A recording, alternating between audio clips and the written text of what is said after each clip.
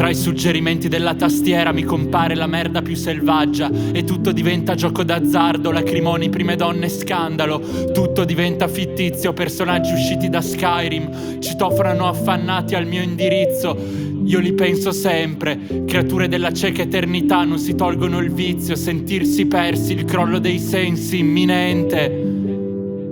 Non c'è nulla da dire. Veneto d'acciaio. Veniamo fuori all'imbrunire, caliamo dalla provincia come i barbari e ci godiamo i nostri migliori anni lavorando come schiavi. Ho tanti problemi, uno di questi è il neoliberismo.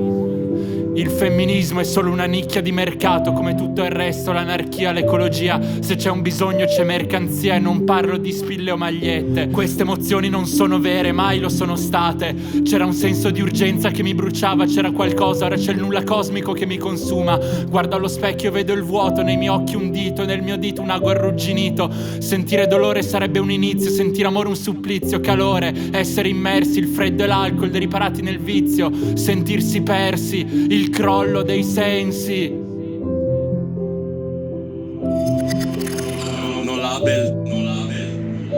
Veneto d'acciaio.